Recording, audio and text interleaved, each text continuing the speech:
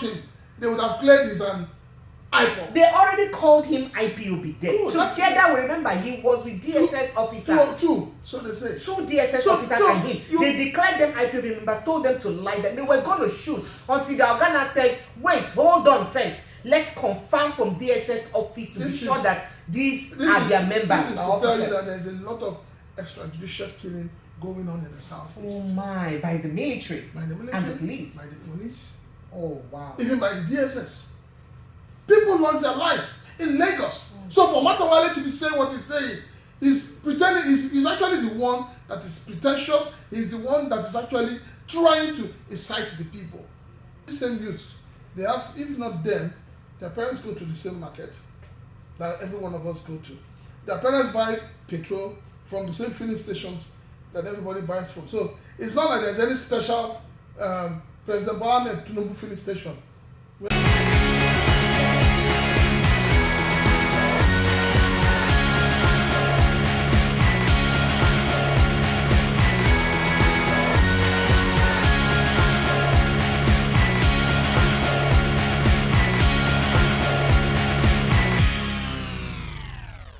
Welcome to Precious ETV. Always a delight to be with you. So today I want to look at something that a report by Intersociety, a civil society organization that is very worrisome, that just in 2 months alone, between December and January, or end of November to now, the police and the military in the southeast don't extort to the tune of 21 billion naira from Nigerians with the southeast. I'm going to ask yourself, wait. Billion, they can't analyze in water. This is million into 100 places, into another 100, till you reach 999 million. They can't enter 1 billion. They can't go again, can't count them like that to 21 places plus. How? Now, they say they collect all this money then from checkpoints and barracks and raidings and all that, where be said then conduct within this period in view. And what is more worrisome in all of this is that they say both police and non-state actors don't kill about 180 people so far. I mean 180 people so far for inside the southeast. So now you go ask yourself, say, I beg no vex, so is the southeast now a war zone? Because how can this be happening at a time when it be say the police claim say they come maintain, or the military claim say they come maintain peace and order for inside the southeast? Excuse me, remind me again, for the north, where it be say would they see all this kata they happen well.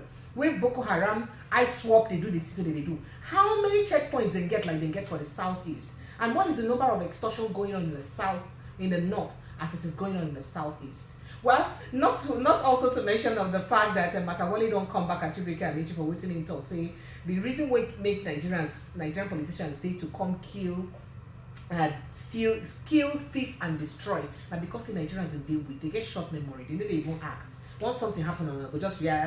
After I just react, finish, it don't end. So it does not they react. Politicians will know themselves. You can't talk about how they use Mochi Jonathan for power and all that. And not also to talk about or mention about a particular group we don't talk, so make we calm down, cool temper, because this suffer what they suffer for this administration and a temporary pain we will cause everlasting enjoyment. Prince Francis Chilaka is with me in the studio. Prince Francis, thank you so much for joining me. Let's start with this Intersociety report. It is very worrisome. So it now looks like the southeast is another industry open for the police and the military to make money. How much is the budget of the police, for instance? That 21 billion naira will be made so far by the police. They say police made about 15 billion. And then the military made about 6.8 billion naira. This is very worrisome, but I'd rather we take your when you say it is worrisome, it's like you're not in tandem with the reality of what's happening in the southeast. You recall when we had the end bad governance and hunger protests, and people were saying that the southeast refused to join. I remember I said that the southeast has been conquered. Yes, when people are conquered, you don't expect them to get involved in anything. You need to drive through all the way from Lagos to Onitsha or Owerri to understand what people are really talking about when it comes to checkpoints. But I thought they were there for protection. What protection? Who are they protecting? That is the point. So if they're not, if you say they are there for protection, that means they are protecting the people. Then there won't be anything like kidnapping. Why is it? You see, I keep asking this question, and nobody has come forward. Not the police, not the army, not the civil defense, not even the DSS has come forward to answer this question. Tuesdays, Wednesdays, Thursdays, Fridays, Saturdays, Sundays, these checkpoints are bubbling, filled with men, different uniforms, including federal road safety. On Monday, there is nobody on the roads. What is going on? Are you serious? I'm telling you, it's not. Am I serious? Does it not give does it not give a thought to the fact that there's a little bit of complacency in all of this? These are questions we should ask. Why is it that on Monday, when non-state actors, so they say, declare sit at home, even the people at the checkpoints will sit at home? They also don't come out. They don't come out. Is it that they're afraid of the non-state actors, or they're actually the ones enforcing the sit at home? That is what we don't know. What do we now call it? That is what we want to know. So, I'm totally shocked. I'm also not shocked, but the level of extortion going on in the South is by uniformed men on checkpoints is terrible. I tell you, 2 years back or a year back, I traveled to the Southeast by road. We got to just after Benin or so, and the bus I was in was stopped, and they told everybody to come down. We all came down. They started searching. I told them, you cannot search my bag. I brought out my ID card. They said I should stand aside. Maybe they were looking at my gray hair now. They said stand aside. And they just took this set of young boys, to where they parked their vehicle, and come and see the way they were searching them. Right. It was embarrassing. And then when they finish all of that, they will now tell the driver to move about 1 minute drive, and then ask people to run to the bus. Yes. Yes, they do it. It's not a matter of So whether you're sick, old, a lot of people you run to the vehicle. A lot of people have experienced it. And that is why we've been calling it's like we do not have leaders in Southeast. So why the likes of Omahid, Hope Uzodinma, your governor, and the rest of the governors? What are they doing? Why are they not complaining? You just mentioned Hope Uzodinma. With due respect to Hope Uzodinma, he hardly stays in the state. He's always in Abuja. Oh wow, so he may be oblivious of what's happening. But he has commissioners, he has SAs, and some of them pass through these checkpoints and they know what is going on. I mean, you recall what happened to, I think towards the end of, was it last year, yes, or earlier this year, the owner of one media house in Lagos that was almost shot. Yes, by the military. Good. So, his account by the military. Assuming they have shot him, they would have cleared his iPod. They already called him IPOB dead. Together, we remember he was with DSS officers. Two. So they say. Two DSS officers and him. They declared them IPOB members, told them to lie, that they were going to shoot until the Organa said, wait, hold on first. Let's confirm from DSS office to be sure that these are their members. This is to tell you that there's a lot of extrajudicial killing going on in the Southeast. Oh my, by the military. By the military. And the police. By the police. Oh wow. Even by the DSS. By security agencies. You cannot rule out anyone. And so I am using this opportunity to call on the National Security Advisor, to call on the IG of Police, to call on the commandants in the Nigerian Army. This is the time to get these people off the streets. You see, when somebody talks, they'll say you're inciting people. Nobody in his right mind would want to incite anybody. But I can assure you that when you push people to the wall, at a point they will push back. Talking about incitement, are you referring to what Matawalle said to Chibuike Amaechi? Well, he said that his statement about telling Nigerians that they have short memory. I think Matawalle also is not being sincere and honest with Nigerians. Matawalle he was in Zamfara State, and he saw what happened in Zamfara State with bandits, terrorists, and he know the state at which he left Zamfara State. Yeah. Yes. Like waiting, which state will you live this San Francisco? Like the accusation with Bello Turji accused. But I'm not even looking at that accusation. I'm looking at the fact that this same Matawalle was in Nigeria in 2023 when we had the elections. Okay. And he saw what played out in Lagos. It's not. It wasn't. It's not something that is hidden, where people were threatened. My neighbor, my next door neighbor, lost his life on that day of election. Because he was an Igbo man.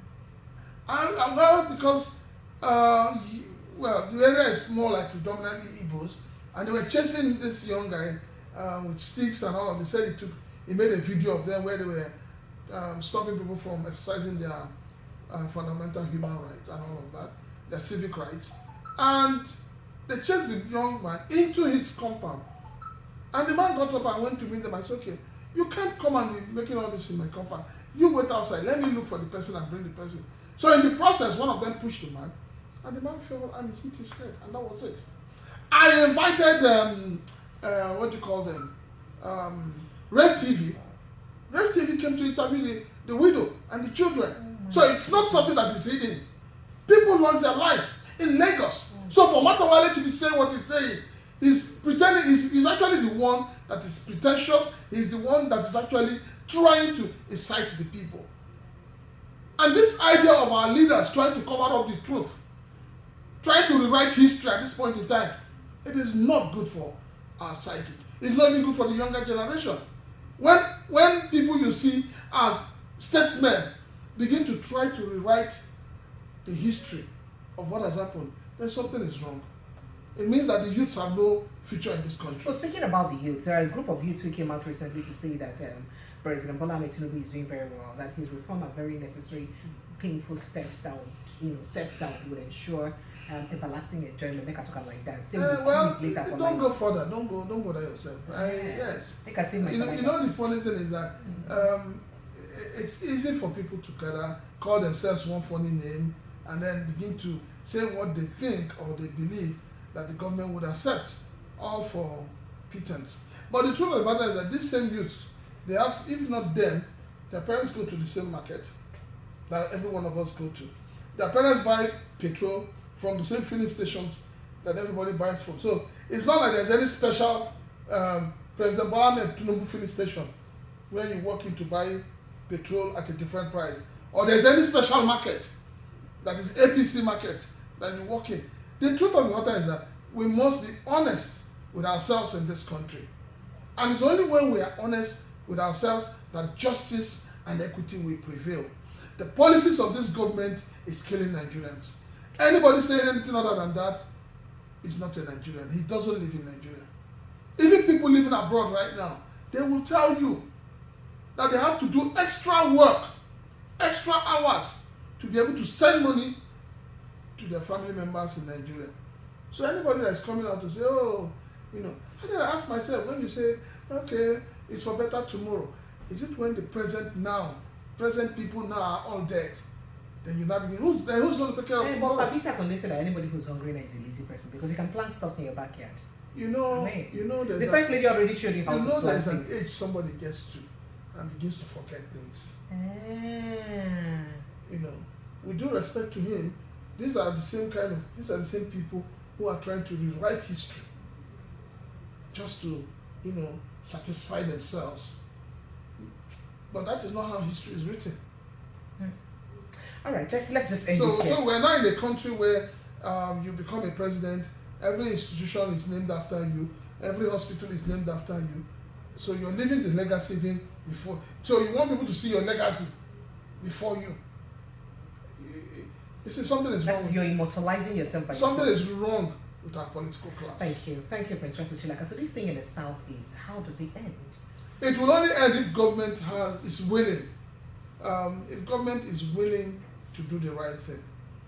And this is why I keep saying that I do not believe in repentant Boko Haram, repentant terrorists. I do not. Like repentant, what's this guy's name? This kidnapper Evans. Kidnapper Evans says he's not repentant. So I want you to see what happens.